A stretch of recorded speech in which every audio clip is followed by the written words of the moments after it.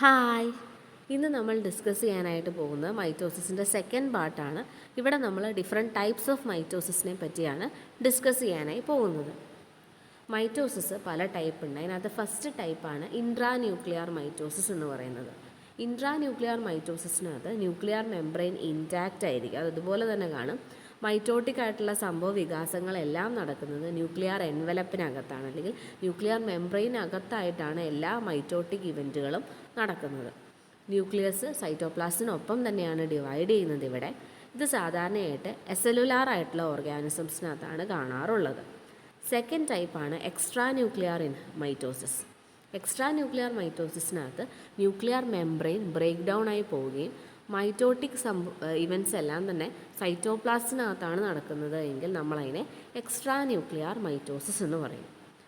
Third ടൈപ്പാണ് അനാസ്ട്രൽ mitosis. Anastral mitosis plant സെൽസിനകത്താണ് നടക്കാറുള്ളത്. Plant സെൽസിനകത്ത് നമുക്കറിയാം സെൻട്രിയോൾസ് എന്ന് പറഞ്ഞൊരു സ്ട്രക്ചറും ആസ്റ്റേഴ്സും ഇല്ല. മെയിനായിട്ട് സെൻട്രിയോൾസ് ആണ് ഇല്ലാത്ത. എന്താ സെൻട്രിയോൾസ്? അപ്പം സെൻട്രിയോൾസ് എന്ന് പറഞ്ഞു കഴിഞ്ഞാൽ ബാരൽ ഷേപ്ഡ് ആയിട്ടുള്ള പെയർഡ് ആയിട്ടുള്ള ഓർഗനൽസ് ആണ്.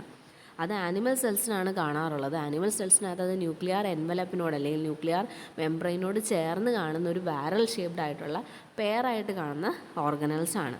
അതിൻ്റെ മെയിനായിട്ടുള്ള ഫങ്ഷൻ എന്ന് പറഞ്ഞാൽ മൈക്രോ ട്യൂബ്യൂൾസിനെ ഓർഗനൈസ് ചെയ്യുക എന്നുള്ളതാണ് സെൻട്രിയോൾസിൻ്റെ മെയിനായിട്ടുള്ള ഫങ്ഷൻ.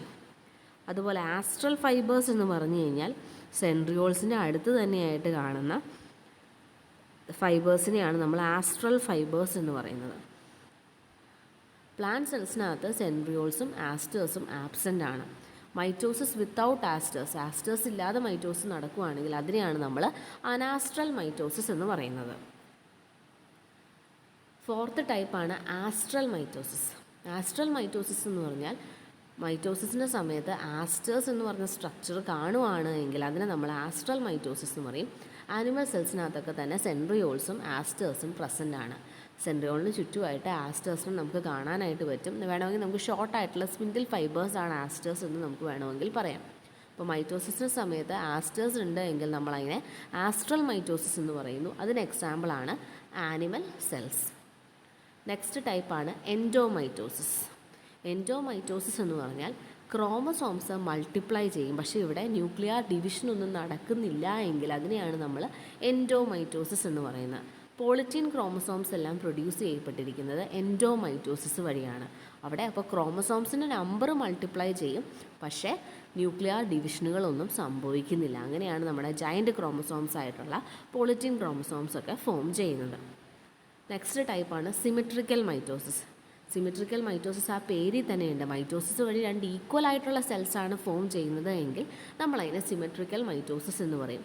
മിക്കവാറും സിമെട്രിക്കലായിട്ട് തന്നെയാണ് മൈറ്റോസിസ് ഡിവൈഡ് ചെയ്യാറുള്ളത്. അതുകൊണ്ടാണല്ലോ നമ്മളതിനെ ഇക്വേഷണൽ ഡിവിഷൻ എന്നും പറയാറുള്ളത്. അസിമെട്രിക്കൽ മൈറ്റോസിസ് എന്ന് പറഞ്ഞു കഴിഞ്ഞാൽ നെക്സ്റ്റ് കാറ്റഗറി ആയിരുന്നു അസിമെട്രിക്കൽ മൈറ്റോസിസ്. ഇവിടെ രണ്ട് അൺഈക്വൽ സെൽസ് ആയിട്ടാണ് മൈറ്റോസിസ്, രണ്ട് അൺഈക്വൽ ആയിട്ടുള്ള ഡോട്ടർ സെൽസിനെയാണ് പ്രൊഡ്യൂസ് ചെയ്യുന്നത് എങ്കിൽ അതിനെ നമ്മൾ അസിമെട്രിക്കൽ മൈറ്റോസിസ് എന്ന് പറയുന്നു. അപ്പോൾ മെയിനായിട്ട് 7 ടൈപ്സ് ആണ് ഡിഫറെൻറ്റ് മൈറ്റോസിസ് എന്ന് പറയുന്നത്. 7 ടൈപ്സ് ആയിട്ടാണുള്ളത്. Intra nuclear mitosis, extra nuclear mitosis, anastral mitosis, astral mitosis, endomitosis, symmetrical mitosis and asymmetrical mitosis. ഇത്രയും കാര്യം മനസ്സിലായി കാണുമെന്ന് വിശ്വസിക്കുന്നു. Thank U.